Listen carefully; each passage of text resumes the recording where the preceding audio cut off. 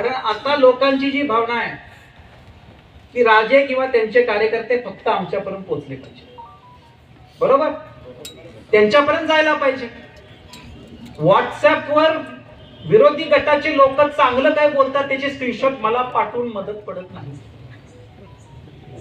ते स्क्रीनशॉट पुरतच कौतुक करतात, नंतर मतदान होत नाही. हे पाहिलंय मी. फक्त स्क्रीनशॉट काढायचं, राजांना व्हॉट्सअप करायचं, बघा विरोधकाची पण तुमची स्तुती करतात. अरे पण ते नाही होत ना, त्यांच्यापर्यंत जायला पाहिजे.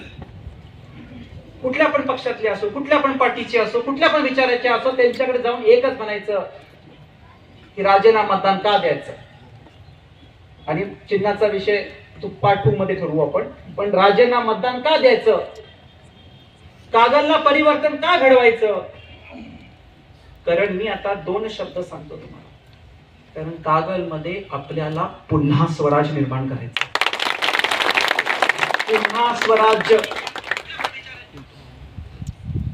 छत्रपती शिवाजी महाराजांनी स्वराज्य मिळवलं, पण आता कागलमध्ये पुन्हा स्वराज्य आपल्याला मिळवायचं आहे. हे 2 शब्द लक्षात ठेवा. जेव्हा तुम्ही म्हणणार पुन्हा स्वराज्य, त्या 2 वाक्यामध्ये सगळं काही त्याच्यामध्ये. कशाला पुन्हा स्वराज मिळवायचं, का मिळवायचं, हे 2 त्या शब्दामध्येच आहे. कागलमध्ये पुन्हा स्वराज मिळवायचं का, कागलला पुन्हा स्वराज मिळवायचं का, सगळ्यांनी हात वर करून सांगा, पुन्हा स्वराज मिळवायचं का. मग ते मिळवायचं असेल तर त्याला किंमत मोजावी लागणार, त्याला त्याग करावं लागणार आणि लोकांमध्ये जावं लागणार. मी इलेक्ट्रॉनिक मीडिया आणि माझ्या प्रिंट मीडिया आणि सगळ्या सहकाऱ्यांचा मनापासून आभार व्यक्त करतो. मी मगाशी म्हटलं कार्यकर्त्यांमुळे मला पवार साहेब, आदरणीय पवार साहेबांची भेट झाली, जयंत पाटील साहेबांची भेट झाली, पण एका नवक्या मुलाला देशभरात पोहोचवायचं काम तर मीडियानेच केले. मी त्याचे मनापासून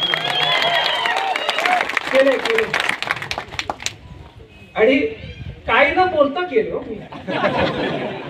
मी एकमेव राजकीय नेता आहे जो 3 दिवस काही नाही बोलत तरी मीडिया. त्यांचे मनापासून आभार व्यक्त करतो, खरंच मनापासून आभार व्यक्त करतो की त्यांनी काय नसलेल्या ह्या नवख्या पोराला ह्या स्तरावर पोहोचवलं.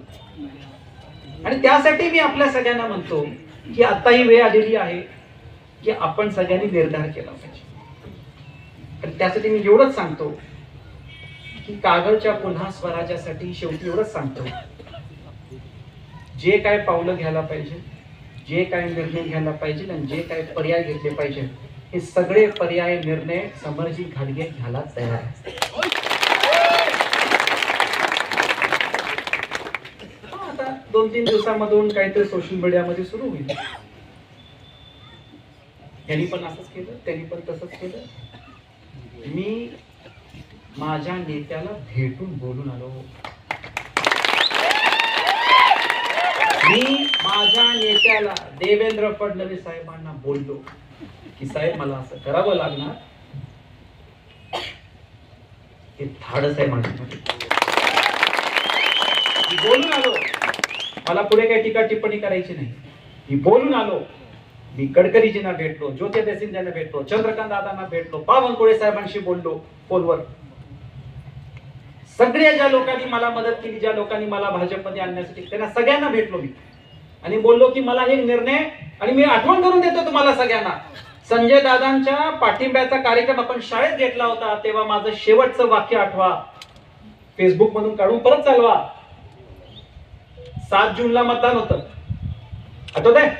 मी म्हटलं दादा 7 जून पर्यंत मी माझं कर्तव्य तुमच्यापर्यंत पार पडणार आणि 8 जून नंतर कागलच्या स्वराज्यासाठी मी कामाला लागणार. बोललो का नाही? तो अर्थ तिथंच होता की मला कागलच्या निर्णयासाठी 7 जून पर्यंत ज्या पक्षात होतो मी प्रामाणिक राहिलो.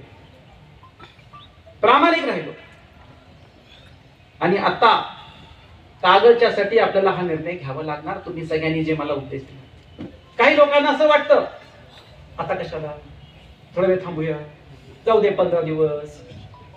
हे बघा, प्रेम केलं तर पूर्ण तन मन धन सगळं करायचं, लपून काय. ओपन करा. तुम्हाला आता कागदाचं स्वराज्य निर्माण करायचं आहे आणि तुम्ही म्हणताय ते चिन्ह आपण घ्या, तो ओपन करा. लपून काय नाही. स्वर्गीय राजेसाहेबांच्या विचारांनी आपण बरोबर. स्वर्गीय राजेसाहेबांचा आज आपण इथं उल्लेख केला. हा निर्णय स्वर्गीय राजेसाहेबांचा. हा निर्णय स्वर्गीय राजेसाहेबांना जे कागद निर्माण करायचं होतं, कागद त्यासाठी आपण हा निर्णय, कागद गडिंग तुमच्या विकासासाठी आपण हा निर्णय घेणार. आणि त्यामुळं मी आपल्या सगळ्यांना एवढंच सांगतो की येत्या काळामध्ये जो आपण निर्णय दुपारी आपण ठरवू, पण यानंतर काही तुम्हाला कधीही कुठली अडचण आली, काळजी करू नका. हा समर्जित घाटगे त्या अडचणी समोर उभारणार, संघर्ष होणार, त्रास होणार, सरकारची सगळी ताकद तुमच्या विरुद्ध वापरली जाणार. पण असू दे, ती ताकद 2 महिन्यापुरतं आहे. जेवढी ताकद वापरायची आहे ती सगळी ताकद ते वापरू देत. आणि त्यामुळं आपल्या सगळ्यांचं मी मनापासून आभार व्यक्त करतो. आपण सगळ्यांनी आता जून दुपारी परत 1, 2:30, 3 पर्यंत परत या. माननीय नाही ते थोडी जायला जेवायचं वेळ गेली. हा बर, ती परत आली का बघा दीपक जरा, तुला बिल देणार नाही. 2:30, 3 पर्यंत आपण सगळी परत या. आपण इथंच भेटू. आदरणीय राष्ट्रवादी काँग्रेस शरदचंद्र पवार साहेबांचे पक्षाचे प्रदेश अध्यक्ष माननीय आमदार जयंत पाटील साहेब इथे येत आहेत. त्यांना मी पहिलं गेस्ट हाऊसला घेऊन ते पण जेवतील आणि 1, 3:15, 3:30 ला ते इथे येतील. ते तुम्हाला सगळ्यांना भेटतील. मी त्यांना म्हटलं मी तुमच्या परवानगीशिवाय काही करणार नाही आणि त्यानंतर पुढची दिशा जी आहे तेच तुमच्या समोर घोषित करतील. आपण सगळी इथं मोठ्या संख्येत इथं आलात. आपल्या सगळ्यांचा आभार व्यक्त